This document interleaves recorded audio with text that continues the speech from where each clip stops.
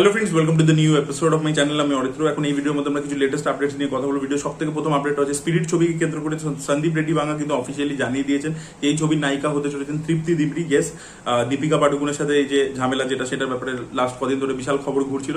তারপরে স্পিরিটের টিমের তরফ থেকে অফিসিয়ালি জানিয়ে দেওয়া হয়েছে তৃপ্তি দিবড়ি এই ছবির নায়িকা হতে চলেছেন। তো দেখা যাক। অ্যানিমাল ছবিটা তৃপ্তি দিবড়িকে অনেক পপুলারিটি এনে দিয়েছে, বাট তার অ্যাক্টিং যে সত্তাটা ছিল, যেটা আমরা কালা, বুলবুল এই ধরনের ছবিতে দেখতে পাচ্ছি বা লেলা মজনুর মতো ছবিতে দেখতে পেতাম, সেটা কোথাও তার থেকে কেড়ে নিয়েছে। তাকে কমার্শিয়াল নায়িকা হিসেবে যে প্রেজেন্ট করার একটা তারপরে আর কি একটা হিরিক উঠেছিল, যেটা খুব একটা সে সাকসেসফুলি করতে পারে না। তো যাই হোক, তার হাতে বিশাল ভারতীয় যে ছবি রয়েছে, আশা করবো এই ছবিটার মধ্যে তার একটা ফুল ফ্লেজেড রোল থাকবে এবং সেখানে অ্যাজ এন অ্যাক্ট্রেস তার অনেক কিছু করার থাকবে, because she is a very talented actress. তো আশা করবো যে সন্দীপ রেড্ডি বাংলা এবারে জাস্ট মানে বডি শোয়িং না করে তাকে আর কি কাজেও লাগাবে আর কি প্রপারলি। তো লেটস সি কি হয়। পরবর্তী আপডেটটা হচ্ছে বুম্বাদা এবং ঋতুপর্ণা সেনগুপ্ত জুটি নিয়ে।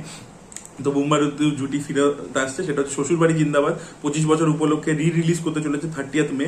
তো এই ছবিটা তো ব্লকবাস্টার ছবি ছিল এবং এসভিএফ কোথাও ডিসাইড করেছিল যে এই ছবিটা যদি ওয়ার্ক না করে তাহলে তারা ছবি করবে না। তো এই ছবিটা ব্লকবাস্টার হয় এবং তারপরে কোথাও গিয়ে এসভিএফ এরও কামব্যাক হয়ে যায় এবং তারা তারপরে ছবি করতে থেকেছে। তো সেই ছবিটা আবার রিলিজ করতে চলেছে। তো আপনাদের এই ছবিটাকে নিয়ে কি স্মৃতি জড়িয়ে রয়েছে, আপনারা রিলিজ করলে এটা হলে গিয়ে দেখবেন কিনা অবশ্যই কমেন্টে জানান। ভিডিও পরবর্তী আপডেটটা হচ্ছে নানির ছবি হিট 3 কে কেন্দ্র করে। তো হলে রিলিজ করার পরে এবং সুপারহিট হওয়ার পরবর্তীতে এই ছবিটা কিন্তু এবার নেটফ্লিক্সে আসতে চলেছে। 29 মে থেকে এই ছবিটাকে নেটফ্লিক্সে দেখতে পাওয়া যাবে। এর পরবর্তী আপডেট হচ্ছে সালমান খানের সিকান্দারকে নিয়ে। তো সিকান্দার কিন্তু নেটফ্লিক্সে স্ট্রিম করছে এবং একটা মেকার্স মানে নেটফ্লিক্সের তরফ থেকে একটা মানে অ্যানাউন্সমেন্ট ভিডিও ড্রপ করা হয়েছে। একটা লিফটের মধ্যে সালমান খান অ্যাকশন করছে, যেটা কিন্তু বেশ ইমপ্রেসিভ। মানে যেভাবে অ্যাকশন সিনটাকে কোরিওগ্রাফি করা হয়েছে, সেখানে সালমান খানের যে সোয়াগ আমরা দেখতে পাচ্ছি, সেটা দেখতে যথেষ্ট ভালো লাগছে এবং সিকান্দারের গোটা ছবির থেকে অ্যাকচুয়ালি অ্যানাউন্সমেন্ট টিজারটা বেটার হয়েছে। তো আপনারা যদি যারা সিকান্দার এখনো দেখেনি, নেটফ্লিক্সে স্ট্রিম করছে, আপনারা চাইলে গিয়ে দেখতে পারেন। পরবর্তী আপডেটটা হচ্ছে শাহরুখ খানের কিং ছবিটাকে কেন্দ্র করে। তো এই ছবির মধ্যে কিন্তু আরো একজন নতুন স্টার কাস্টের মধ্যে অ্যাড হয়েছে, সেটা হচ্ছে রাঘব জুয়েল। ইয়েস, রাঘব জুয়েলকে আপনারা কিল ছবিতে দেখেছিলেন, সেখানে প্রচন্ড অ্যাপ্রিসিয়েশন পেয়েছিল সে। এবার তাকে আপনারা কিং ছবিতেও দেখতে পারবেন, তার নাকি একটা গুরুত্বপূর্ণ ভূমিকা রয়েছে। বাট এত অ্যাক্টার্সদেরকে কাস্ট করা হচ্ছে, প্রত্যেককে শোনা যাচ্ছে ইম্পর্টেন্ট রোল রয়েছে। জাস্টিস আদেও হবে, তো এটা নিয়ে আমি অলরেডি কথা বলেছি। আবার শুনছি রাঘব জুয়েলও অ্যাড হলো, তো আমি জানি না এটা কি কোন দিকে যাচ্ছে ব্যাপারটা। ভিডিও পরবর্তী আপডেটটা হচ্ছে হেরাফেরি 3 কে কেন্দ্র করে। তো পরেশ রাওয়ালকে 11 লাখ টাকা সাইনিং অ্যামাউন্ট দেওয়া হয়েছিল, তো সেই টাকাটা তিনি ফেরত দিয়ে দিয়েছেন। অলরেডি তিনি ছবি থেকে মুভ আউট করে গেছেন এবং 11 লাখ টাকা প্লাস ট্যাক্সেস, সেটা তিনি মানে ইন্টারেস্ট রেট আর কি, ইন্টারেস্ট সমেত আর কি 11 লাখ টাকা তিনি ফেরত দিয়ে দিয়েছেন আর কি।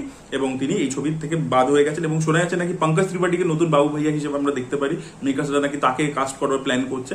এবার আমি জানি না, মানে পরেশ রাওয়াল বাদে বাবু ভাইয়া কেউ করতে পারবেন, এবং পঙ্কজ ত্রিপাঠী এই ব্যাপারটা কিন্তু নিজেও বলে দিয়েছেন যে তিনি কিন্তু মানে পরেশ রাওয়ালের মতো এটা করতে পারবেন না, সেটা তিনি নিজেই জানিয়ে দিচ্ছেন। দেখা যাক তাক মানে পঙ্কজ ত্রিপাঠী কিন্তু সত্যি বাবু ভাইয়া বানিয়ে তাকে এই ছবিটা হয় নাকি এই ছবিটা বন্ধই হয়ে যায়, সেটা দেখার মতো বিষয়। এর পরবর্তীতে আমরা কিছু প্লেক্স কালেকশন নিয়ে কথা বলবো, টপ 3 ন্যাশনাল প্লেক্স কালেকশন নিয়ে।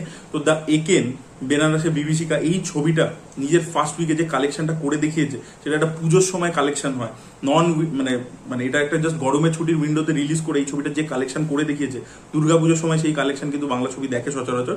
তো এই ছবিটা নিজের ফার্স্ট উইকে টপ 3 প্লেক্স থেকে 1,15,00,000 টাকা কালেকশন করেছে, যার মধ্যে ওয়েস্ট বেঙ্গল থেকে 98 লাখ টাকা এবং মানে থেকে ন্যাশনালি রিলিজ করছিল, সেখান থেকে 17 লাখ টাকা কালেকশন করেছে, which is huge collection Eken করেছে। তো একেনের যে ফ্র্যাঞ্চাইজ ভ্যালু, এটা যে ফ্যান ফলোইং, সেটা মারাত্মক। বাচ্চারা প্রচন্ড পছন্দ করে একেন বাবু ক্যারেক্টারটাকে এবং কোথাও গিয়ে বয়স্করা সবাই মানে ফ্যামিলি অডিয়েন্স সবাই পছন্দ করে।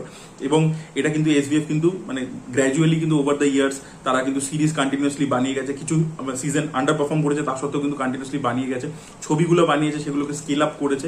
এবার জাস্ট ভাবুন, যেদিনকে একেন বাবু রাশিয়াতে সেটা যখন বেরোবে, সেটা যদি পুজোর সময় বা ক্রিসমাসের সময় আসে, তখন সেটা কি ব্যবসা করার পোটেনশিয়াল রাখে জাস্ট ভাবুন। তো একেন কিন্তু নেক্সট লেভেলে চলে গেছে এবং আশা করবো যে এসভিএফ গোড়া যে সিরিজটা রয়েছে, সেটাকেও এবার সিনেমা বানাচ্ছে, সেটাকেও তারা এই লেভেলে নিয়ে যেতে পারবে, কারণ বক্স অফিস তাহলে অনেক বেশি হেলদি থাকবে। এবং এবছর কিন্তু বাংলা সিনেমা অনেক বেটার পারফর্ম করছে লাস্ট ইয়ারের তুলনায়। এবং এই বছরটা এসভিএফ এর যে লাইন আপ আছে, সেটা সব থেকে বেশি স্ট্রং।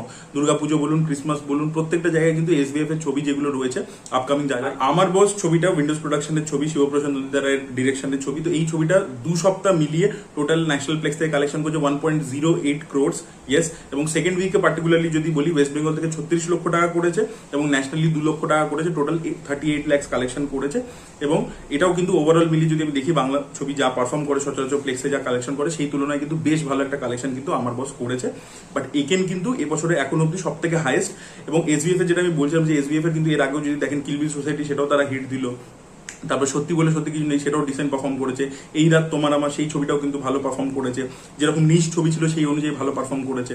তারপরে কিল বিল সোসাইটি আবার সুপারহিট হয়েছে। তারপরে এই ছবিটা এটা তো ব্লকবাস্টার হয়ে গেছে, এবং এটা আজকেও যা রেসপন্স আছে রবিবার দিনকে বা কালকেও যা রেসপন্স ছিল শনিবার, এ নিজের সেকেন্ড উইকেও কিন্তু হিউজ একটা কালেকশন করবে। দেখা যাক পুরো গরমে ছুটি উইন্ডোটা কতক্ষণ মানে কালেকশন করে যায়। Please by the update guys, আপনাদের কি বক্তব্য অবশ্যই কমেন্ট সেকশনে জানাবেন। এই ভিডিওটা ভালো লেগে থাকলে লাইক করুন, শেয়ার করুন, চ্যানেলকে সাবস্ক্রাইব করতে ভুলবেন না। Bye bye.